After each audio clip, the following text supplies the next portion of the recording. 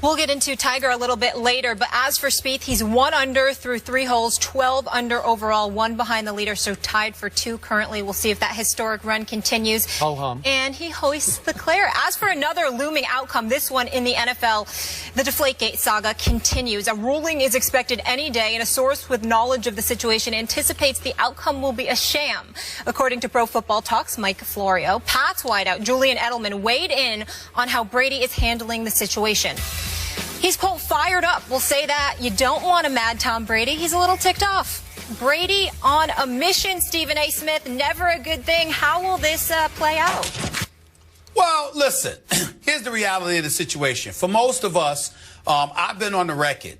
Skip and I disagree in terms of the punishment because I think it was valid. Obviously, Skip did not think so. And obviously, he's hell-bent on this notion that Tom Brady is going to fight to the death. He's not going to accept any games in terms of a suspension for Deflategate. My position is clear. I think Deflategate, in my opinion, is much ado about nothing. I don't give a damn if Tom Brady was throwing Nerf footballs out there. It didn't stop the Patriots' greatness. It didn't stop him from ramrodding the Indianapolis Colts in that AFC Championship game, outscoring them 28-0 in the second half. It didn't stop any of that from transpiring. So the greatness of Tom Brady is not to be brought into question. But that's from little old me, who did not play in the National Football League. When you talk to players present and former who go against the New England Patriots or have gone against the New England Patriots, and I have spoken to many of them, they feel emphatically different about it. They feel that he tried to gain a competitive advantage. They thought that he was relatively unfair, and that they were all happy that the NFL has been willing to bring attention to his apparent transgression. But in the end, I was glad because on Mad Dog Sports Radio, where I have my show every weekday from 1 to 3 p.m. Eastern Standard Time, Jamie Dukes, you know, for the NFL Network, former NFL player, friend of mine, great guy, by the way. Your former colleague, colleague at the NFL Network as well, Molly. Jamie pointed out on SiriusXM this weekend, he kept reminding us, and I'm going to echo his sentiments, Tom Brady wasn't suspended for, deflated footballs. Tom Brady was deflated for not cooperating with the NFL in the NFL's eyes, according to Troy Vincent, according to Commissioner Goodell. So as a result of that, the chances of Tom Brady having a suspension completely eradicated, to me, is slim to none. Can I see a reduction from 4 games to 2 games? Yes, I can. Skip Bayless, I was on the record on my radio show saying that even though one has absolutely positively nothing to do with the other, and there are others who would make the argument about the integrity of the game and all of this other stuff, you cannot have Tom Brady serving the same amount of suspension time as Greg Hardy. Because even though one has nothing to do with the other, because the suspensions in terms of the time allotted would be equal, both of them having 4 games, you can't do that to Tom Brady. You have to reduce that suspension. But outside of that, as long as the NFL maintains consistency, that he was primarily suspended because we had an investigation and we don't believe he was cooperative, and that is not a game that we are playing, I don't think that you get the 4-game suspension completely omitted and eradicated. I think it gets diminished to 2 games, but I think that that's about it. And they're going to lean on the fact that he was uncooperative, which is what I believe the player was alluding to when they said that it would be a sham, because the league is going to lean on his uncooperative ways as justification. And I don't think Tom Brady can fight that. You keep harping on he wasn't cooperative. Could you please? They said that. Yeah, they said that, but you're hanging on to that. Yes, I am. I want to define. Ultimately, I hope this does go to court and we get to define what uncooperative was, because Tom Brady's going to speak out on this. He's holding his tongue until it really counts in a court of law, although he did go through the appeals process. Again, source I think close to him is saying it was a sham process. But to me, if you're innocent, cooperating doesn't mean saying, yeah, you got me on that, and you got me on that, and yeah, you got me on that. I just think he sat there and said, I didn't do it. I didn't do anything that you said that I did, that this report found that I did. So if that's uncooperative, I'm okay with that.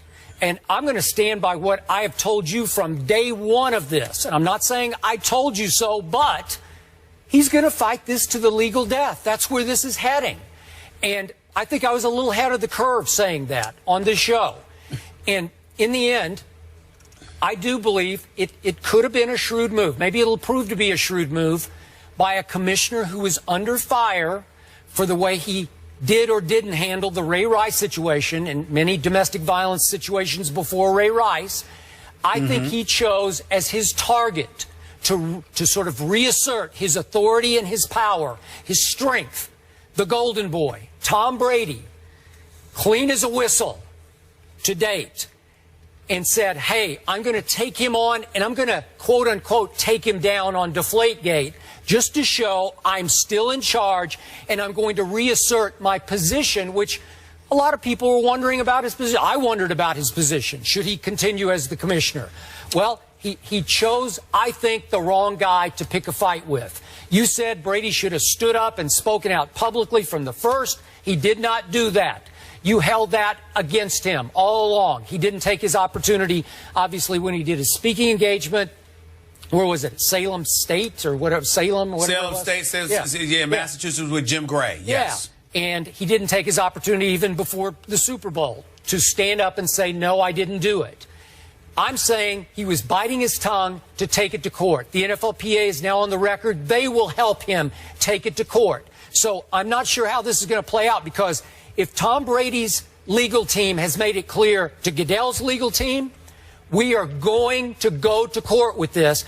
I'm not sure Roger will reduce this at all. He might just hang right in there with 4 games because it won't do much good to reduce it. My initial thought was he'll reduce 2 games, maybe 1, maybe 2, just to say, okay, I'm going to do this, and you make a great point about Greg Hardy. But in the end, I think Brady and company, legal team, just biding their time, waiting, because they're going to try to get an injunction to allow him to play in game 1 this year if, in fact, he's suspended for 2 or 3 games. Well, let's be clear about a couple of things here. You need to be clear about what do you mean fight to the death, because we all know that Tom Brady is going to fight. We all know that he's not going to be satisfied unless all 4 games are eradicated and he doesn't get to miss a game this season. We understand that. But at the same time, Skip, if you're not saying that Tom Brady is going to retire unless this suspension is completely eradicated, then he ain't fighting to the death. Because the death of his football career would be retirement. And boy, would it be a devastating blow to Roger Goodell and the National Football League if Tom Brady stood up and said, you know what? I am completely innocent of this. The hell with all of y'all. Go kick rocks. You want to sully my name to this degree and hand me a suspension? I officially retire from the game of football. If Tom Brady were to do something like that, Roger Goodell's reputation would never recover from that. It would be that much of a devastating blow, in my opinion. Having said all of that, I don't think there's a snowball's chance in hell that Tom Brady does that. Tom Brady is not going to sit. He can fight till the cows come home. He is not going to sit there, the way I feel, he's not going to sit there and walk away from the game of football because he has to miss 2 games. So let's understand that. And once we understand that, all we're saying is Tom Brady is proclaiming his innocence. My point to you, Skip, is forget the public. Even though I thought that his press conference Super Bowl week was ridiculously embarrassing and what have you, or leading into Super Bowl week, rather, the fact is, forget us. How about the same person that showed up to the appeals process should have been the same person that showed up during the investigation? Whatever he did during the appeals process, he was far more forthcoming then, according to the reports, than he was when the investigators showed up to Foxborough or wherever they showed up to talk to him. Ted Wells opined about that, as well as Troy Vincent. So the lack of cooperation that Tom Brady initially gave is clear and apparent, because that is clearly something that they're not accusing him of now, that Roger Goodell heard his appeal over that 10-hour period he showed up in New York. That same Tom Brady has showed up initially we probably wouldn't be here discussing this the way that we're doing it now. He brought this on himself. It appears so anyway, because of his arrogance, period. Totally disagree. But I must add, Molly, before we go, I do agree with what Rodney Harrison said, that now Tom Brady, when and if he plays, and I assume it will be a when he plays, he'll get an injunction, then play this out to its legal end in court. I believe he will be on a vendetta of a mission this year to get even with the National Football League. Here come the Patriots. You know why that means absolutely nothing? Y'all act like this dude is some scrub or some great player on a scrub team, and then all of a sudden he's going to show up with a vengeance. He's the reigning defending Super Bowl champion. What's he going to do? What's he going to do that he hasn't done? He's throwing for 4,000 yards. He's throwing touchdowns. He's winning Super Bowls. He's winning Super Bowl MVPs. What exactly is there to fear that he hasn't shown you already? I mean, come on. That's like exactly a lot of people think he going to win more? Yeah, a lot of people think the Patriots are in trouble without Revis and Browner. Who's going to play quarterback? But they're not questioning the greatness of Tom Brady. We know what he's going to do. So that's like a knockout artist, and you going in the ring with him. Oh, he's going to knock you out now. Well, what the hell was he coming to do to begin with? If he's a knockout artist, it's what he does. Tom Brady is the Super Bowl champion. He's Super Bowl MVP. Wait, okay? What's he going to do? Are you picking the Patriots right now to win it all this year? No. There you go. No.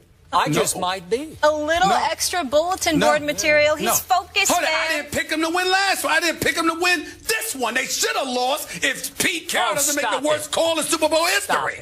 Let's He should have lost that one. Let's not go there. We're not done with Brady, though, Skip. In that paper right there, there's some rankings that came out, and you might be surprised where he lands. We'll discuss that coming up. And we also have a point guard on the move. We'll make sense of that trade in the Wild Wild West up next. And thanks for starting another sports week with us. Plenty of topics for us to get to on this Monday. Stay on track with today's show topics. All you have to do is go to our Instagram page, where you can also leave your takes. Hit us up on IG.